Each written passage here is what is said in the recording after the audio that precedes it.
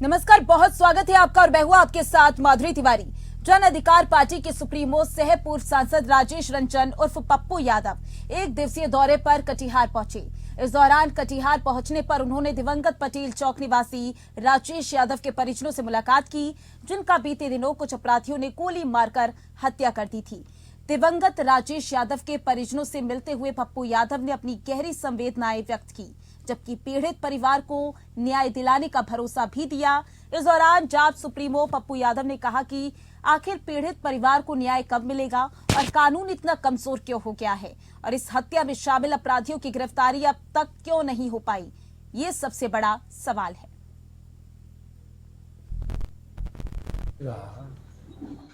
कानून इतना कमजोर क्यों पड़ गया, इकबाल का डर क्यों हो गया, ये समझ में नहीं आता। इकबाल क्यों खत्म हो गया है।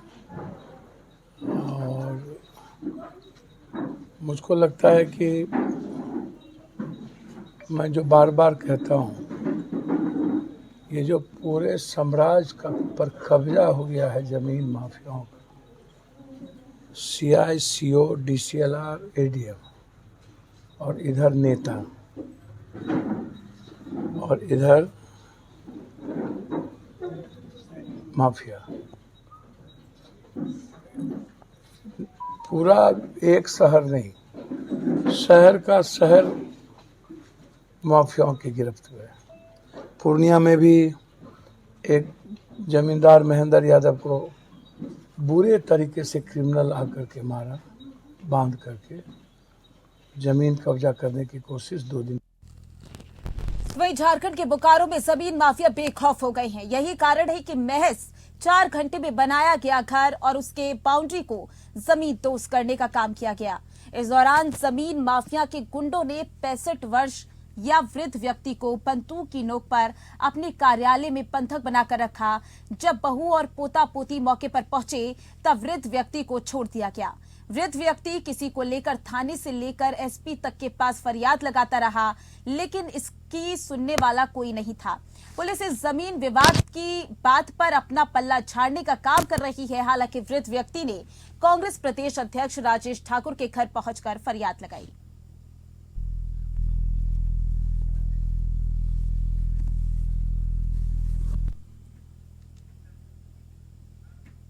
तो वहीं राजधानी रांची में जगन्नाथपुर मंदिर में पैसों की चोरी हो गई। ये घटना करीब देर रात की बताई जा रही है। चोरों ने खिड़की तोड़कर घुसे और बक्से में लगे ताले को तोड़कर 9,000 रुपए निकाले। मंदिर में रखे एक मशीन को भी ले गए। एक पेन ड्राइव सहित चोरी कर ली गई है। चोरों ने खिड़की तोड़कर घुसे। वही घटना करीब देर रात की बताई जा रही है। जब पंडित को पता चला तो ये खबर पुलिस को सारी जानकारी दी गई। जानकारी मिलने पर अब पुलिस पूरे मामले की जांच पड़ताल कर रही है।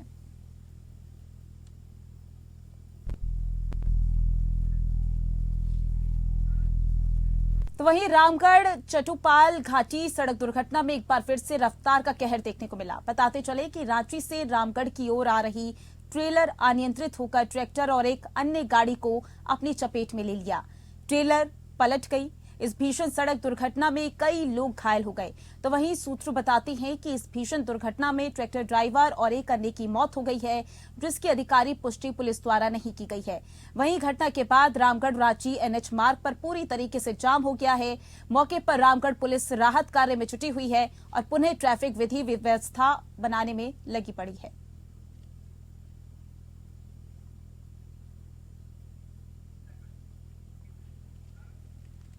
रांची के जगन्नाथपुर थाना क्षेत्र के डीपीएस स्कूल के पास 2 बच्चे लावारिस अवस्था में मिले हैं। एक बच्ची बुखार से तप रही थी। जब ग्रामीण लोगों को पता चला तो भीड़ इकट्ठा होने लगी। ये जानकारी पुलिस को दी गई। पुलिस को जानकारी मिलने पर तुरंत वहां आकर मोमेंटो को देखते हुए इलाज के लिए तुरंत उसे अस्पताल में भेजा गया।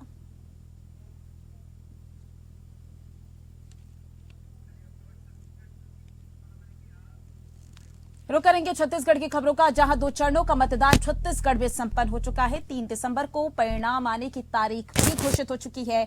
ऐसे में 12 से 15 दिन बचे हुए हैं। प्रत्याशियों की किस्मत ईवीएम में कैद हो गई है। जनता का रुख भी बिल्कुल शांत नजर आ रहा है, जिससे प्रत्याशियों के दिल की धड़कन तेज हो चुकी है। अगर सत्तारूढ़ दल कांग्रेस की बात करें तो 2018 में जिसने 3/4 बहुमत के साथ भूपेश बघेल के नेतृत्व में सरकार बनाई थी, वर्तमान में संशय की स्थिति में दिखाई दे रही है। तो वहीं भारतीय जनता पार्टी भी पूर्ण उत्साह के साथ इस बार अपनी सरकार बनाने की बात कर रही है।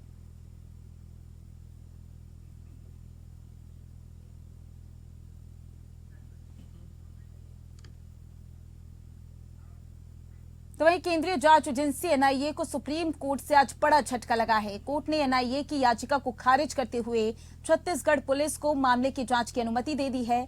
बता दें कि राज्य में सत्ता बदलने के बाद कांग्रेस ने इस मामले की जांच के लिए एसआईटी का गठन किया था। इसके साथ ही राज्य पुलिस ने एनआईए से मामले के दस्तावेज देने का आग्रह किया था, लेकिन एनआईए ने दस्तावेज देने से इनकार करते हुए राज्य पुलिस की जांच के आदेश को कोर्ट में चुनौती दे दी थी। सुप्रीम कोर्ट के आदेश के बाद अब राज्य पुलिस इस मामले की जांच कर सकेगी। बताते चले कि ये घटना 13 मई 2013 में हुई थी। कांग्रेस ने पूरे राज्य में परिवर्तन यात्रा का आयोजन किया था। इस यात्रा का बस्तर में आयोजन किया गया। इसमें कांग्रेस के तत्कालीन प्रदेश अध्यक्ष नंद कुमार पटेल, पूर्व केंद्रीय मंत्री विद्याचरण शुक्ला, पूर्व नेता प्रतिपक्ष महेंद्र कर्मा सहित कई बड़े नेता शामिल थे। कांग्रेस नेताओं का ये काफिला जब झीरम घाटी से गुजर रहा था, तब नक्सलियों ने हमला कर दिया। इस घटना में 30 लोगों की मौत हो गई। इसमें कांग्रेस नेता और सुरक्षाकर्मी सहित अन्य शामिल थे।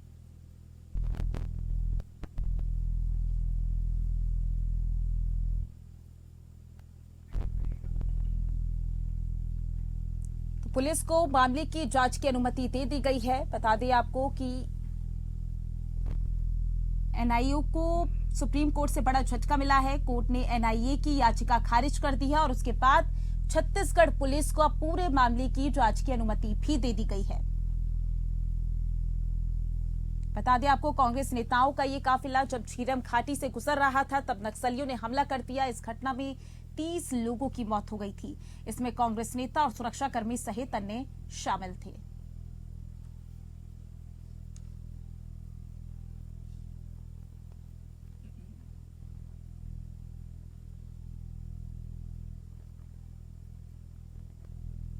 पुलिस को मामले की जांच की अनुमति दे दी गई है। यहां पर एनआईए को सुप्रीम कोर्ट से बड़ा झटका मिला है। बता दें आपको, कोर्ट ने एनआईए की याचिका खारिज कर दी है। एनआईए ने याचिका लगाई थी जो कि सुप्रीम कोर्ट ने खारिज कर दी है। साथ ही छत्तीसगढ़ पुलिस को अब पूरी जांच की अनुमति भी दे दी है, यानी कि अब पुलिस पूरे मामले की जांच करेगी। पहले से ही पुलिस अनुमति मांग रही थी। जब ये सुनवाई हुई, यानी कि एनआईए की तरफ से जब याचिका डाली गई, उसके बाद कोर्ट ने याचिका को खारिज कर दिया। अब पूरे मामले की जांच पुलिस करेगी। कार्तिक माह के शुक्ल पक्ष की नवमी रवि योग में अक्षय नवमी और आंवला नवमी मनाई जा रही है। इस दिन भगवान विष्णु की प्रिय आंवले के पेड़ की पूजा करने का विधान है। स्नान, पूजन, तर्पण और अन्न के दान से अक्षय फल की प्राप्ति होती है। महिलाएं आंवला के पेड़ संतान की प्राप्ति और उसकी रक्षा के लिए पूजा करती हैं। परिवार सहित आंवला के पेड़ के नीचे बैठकर भोजन करना शुभ होता है। सनातन धर्म में ये मान्यता है कि कार्तिक शुक्ल नवमी से पूर्णिमा तक भगवान विष्णु आंवले के पेड़ पर निवास करते हैं, इसलिए इस दिन आंवले के पेड़ की पूजा की जाती है।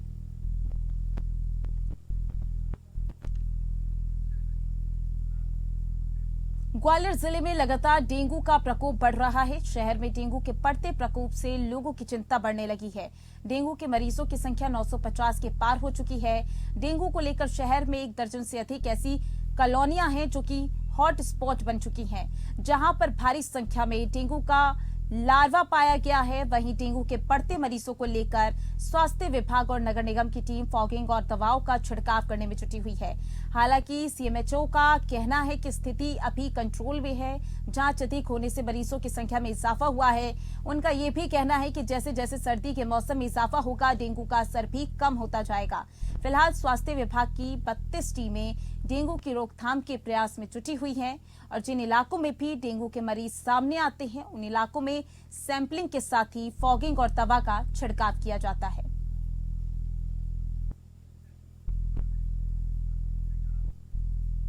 खबर महाराष्ट्र से, जहां नई मुंबई के नेरुल स्थित राजमहल बार पर फर्जी छापा मारने वाले 6 लोगों के खिलाफ पुलिस ने मामला दर्ज कर उन्हें कारण बताओ नोटिस जारी कर दिया है और मामले की जांच शुरू कर दी है। गौरतलब है कि नई मुंबई के नेरुल स्थित राजमहल सर्विस बार में उस वक्त हड़कंप मच गया जब कुछ लोगों ने वहां जाकर छानबीन शुरू कर दी।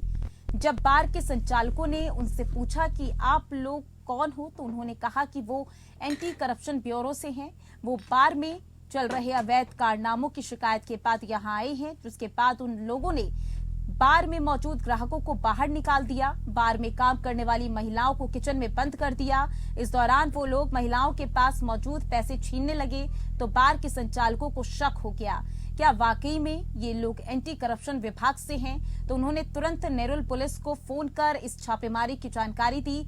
जब पुलिस मौके पर पहुंची तो उनके पहचान पत्रों की जांच करने लगी, तब पता चला कि वो सभी लोग फर्जी हैं। उसमें से कई लोगों के पास पत्रकारिता का पहचान पत्र था और जिन लोगों के पास एंटी करप्शन ब्यूरो का पहचान पत्र था वो भी जांच में नकली पाया गया, जिसके पश्चात पुलिस ने उन सब पर मामला दर्ज कर नोटिस थमा दिया और उनके ऊपर कार्रवाई की तैयारी शुरू कर दी। सांगानेर से कांग्रेस प्रत्याशी पुष्पेंद्र भारद्वाज ने विधानसभा के विभिन्न हिस्सों में सिंधी समाज के साथ गोपाष्टमी का पर्व धूमधाम से मनाया। उन्होंने विधि विधान से गौ माता की पूजा की। उन्होंने माता को हरा चारा, गुड़ और चने की दाल खिलाई। उन्होंने गौ माता से विधानसभा वासियों की खुशहाली की कामना भी की। साथ ही उन्होंने गौ माता से जीत का आशीर्वाद भी मांगा। इसके अलावा भारद्वाज ने वार्ड 71 और वार्ड 73 में जनसंवाद किया, कार्यालयों का उद्घाटन किया। इस दौरान व्यापारियों ने माला साफा पहनाकर जमकर स्वागत भी किया। उन्होंने व्यापारियों से कहा कि मैंने पिछले 5 साल में सभी वर्गों के लिए अनेक विकास के कार्य किए। आप लोगों के लिए सड़क पर संघर्ष भी किया। विकास कार्य कराने में कभी पक्षपात नहीं किया है, इसलिए आप भी इस बार बिना पक्षपात के लिए सिर्फ विकास के मुद्दों पर ही वोट दें।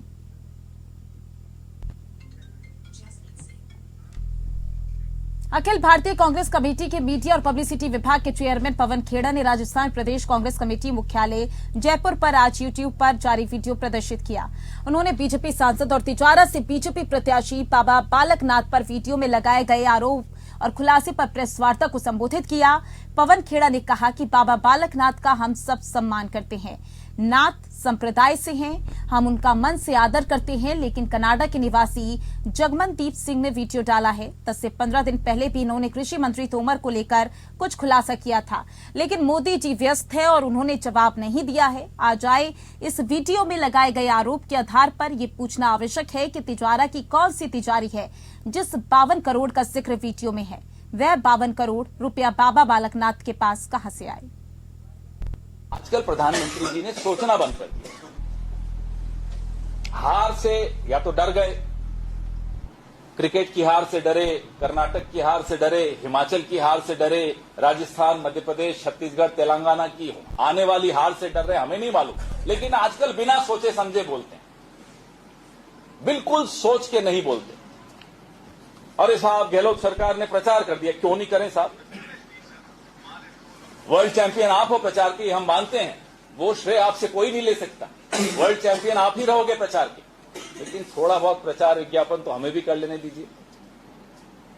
और नियमानुसार होते हैं प्रचार, तो हम भी नियमानुसार करते हैं, उम्मीद है आप भी नियमानुसार करते होगे। आप तो डरा धमका के मीडिया से खबरें गायब करते हो। आज यहां बड़े परेशान हो रहे थे कि हाँ हमने रेड मारी, इतनी मेहनत की, सारी एजेंसियों को हमने लाकर राजस्थान में खड़ा कर दिया, खबर नहीं चली। अरे खबर तब चलेगी ना जब खबर में कुछ सच होगा। ये राजस्थान का मीडिया है, ये झूठ नहीं परोसता। आप कितना ही डरा लीजिए मेरे राजस्थान के इस मीडिया को, ये डर के मारे आपका झूठ नहीं चलाएंगे। राजस्थान में होने वाले विधानसभा चुनाव के दिन जैसे जैसे दिन नजदीक आ रही हैं, वैसे वैसे प्रत्याशी अपनी जीत को लेकर सभी हथकंडे अपना रहे हैं और जीतने वाले प्रत्याशी को दबाने का काम कर रहे हैं। ऐसा ही एक मामला पुष्कर विधानसभा के गांव सिनोदिया से सामने आया, जहां देर रात कांग्रेस के प्रत्याशी नसीम अख्तर के काफिले की गाड़ियों को एक बिना नंबरी बजरी से भरे डंपर ने टक्कर मार दी। हादसे के समय नसीम अख्तर एक सभा को संबोधित कर रही थीं, तभी सामने से तेज रफ्तार में आ रहे डंपर ने उनके काफिले के वाहनों को निशाना बनाया। मौके से फरार हो गए। डंपर की टक्कर से नसीम अख्तर के काफिले की आधा दर्जन गाड़ियां क्षतिग्रस्त हो गई। वहीं कांग्रेस प्रत्याशी नसीम अख्तर ने इस हादसे के पीछे भाजपा प्रत्याशी सुरेश सिंह रावत को जिम्मेदार बताया और कहा कि पुष्कर से उनकी जीत सुरेश सिंह रावत को बर्दाश्त नहीं हो रही है। वह चुनाव हार रहे हैं और इसी का नतीजा है कि वे इस तरह की घटना को अंजाम दे रहे हैं। वहीं हादसे में जाट समाज के अध्यक्ष की गाड़ी को ज्यादा नुकसान पहुंचा है और मामूली चोटें भी आई हैं। हादसे की सूचना के बाद मौके पर पहुंची पुलिस ने वाहनों को साइड करवाया। फिलहाल पुलिस पूरे मामले की जांच कर रही है।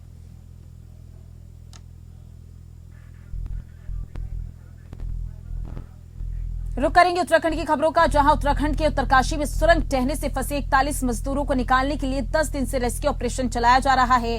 रेस्क्यू में जुटी एजेंसियों को सोमवार को बड़ी सफलता मिली। मजदूरों को पहली बार दाल खिचड़ी भेजी गई है। 6 इंच चौड़ी पाइप के जरिए बोतल में भरकर मजदूरों के लिए ये खाना भेजा गया और इसी बीच सुरंग के अंदर का वीडियो भी पहली बार सामने आया है। इसमें देखा जा सकता है कि मजदूर किन हालात में सुरंग में रह रहे हैं। इस दौरान रेस्क्यू में जुटे अधिकारियों ने वॉकी टॉकी के जरिए मजदूरों से बात भी की। मजदूरों और सुरंग के अंदर का हालचाल जानने के लिए पाइप के जरिए सुरंग में कैमरा भेजा गया और इसी में सुरंग के अंदर के हालात कैद हो गए। अधिकारियों ने वॉकी टॉकी के जरिए मजदूरों से बात की। सुरंग के अंदर का जो फुटेज सामने आया है उसमें देखा जा सकता है कि वो 10 दिन से कैसे सुरंग में रहने को मजबूर हैं। सुरंग से मजदूरों के रेस्क्यू में जुड़े कर्नल दीपक पाटिल ने बताया कि हम सुरंग के अंदर फंसे लोगों को खाना, मोबाइल और चार्जर भेजने की कोशिश कर रहे हैं। हम अंदर वाईफाई कनेक्शन लगाने की भी कोशिश करेंगे। डीआरडीओ के रोबोट भी काम कर रहे हैं।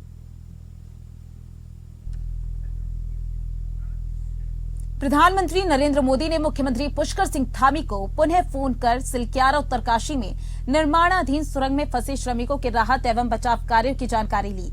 मुख्यमंत्री ने प्रधानमंत्री को 6 इंच व्यास की पाइपलाइन के सफलतापूर्वक मलबे के आर पार किए जाने एवं इसके माध्यम से भोजन और अन्य आवश्यक सामान श्रमिकों तक पहुंचाने के विषय में अवगत करवाया। मुख्यमंत्री ने एंडोस्कोपिक फ्लेक्सी कैमरे की मदद से बातचीत और उनकी कुशलता की जानकारी भी पीएम को दी। इस दौरान प्रधानमंत्री ने कहा कि सभी श्रमिकों को सुरक्षित निकालना हमारी शीर्ष प्राथमिकता है। निश्चित रूप से सभी एजेंसियां और सभी जो इंजीनियर, टेक्नीशियन, विशेषज्ञ इस काम में लगे हैं, उनकी मेहनत और परिश्रम से 6 इंच की जो पाइप है वो अंदर पहुंच गई है और उससे अब भोजन और सभी प्रकार की जो खाद्य सामग्री है उनके लिए पहुंच पाएगी। निश्चित रूप से ये हम सबको प्रोत्साहित करने वाली है और हम भगवान से प्रार्थना करते हैं कि जल्दी से जल्दी ये रेस्क्यू अभियान पूरा हो, हमारे सभी श्रमिक भाई कुशलता से बाहर आए। हमारे आदरणीय प्रधानमंत्री जी लगातार रोज उनकी चिंता कर रहे हैं, रोज उसकी जानकारी प्राप्त कर रहे हैं और हर संभव वहाँ से सहायता भी हमको प्रदान कर रहे हैं कि जितनी भी एजेंसियां लगी हैं और जो बेहतर तालमेल हो सकता है वो सब हो रहा है। हमने आज माननीय प्रधानमंत्री जी को भी सारी जानकारी दी है। तो वहीं उत्तरकाशी के सिलक्यारा टनल में फंसे 41 मजदूरों को बाहर निकालने के लिए लगातार रेस्क्यू ऑपरेशन चलाया जा रहा है। वहीं अब आम लोगों ने भी मजदूरों की सकुशल वापसी के लिए प्रार्थनाएं करना शुरू कर दी हैं। हरिद्वार में सामाजिक संगठन से जुड़े कार्यकर्ताओं ने गंगा घाट पर टनल में फंसे मजदूरों की सलामती के लिए मां गंगा से प्रार्थना की। कालेश्वर मानव सेवा ट्रस्ट से जुड़े कार्यकर्ताओं का कहना है कि सरकार लगातार मजदूरों को निकालने के लिए रेस्क्यू ऑपरेशन चला रही है। हालांकि कई बाधाओं के चलते अभी तक मजदूर बाहर नहीं निकल सके हैं, इसलिए उन्होंने 41 मजदूरों के जल्द से जल्द बाहर आने के लिए मां गंगा को दूध और फूल चढ़ाकर प्रार्थना की।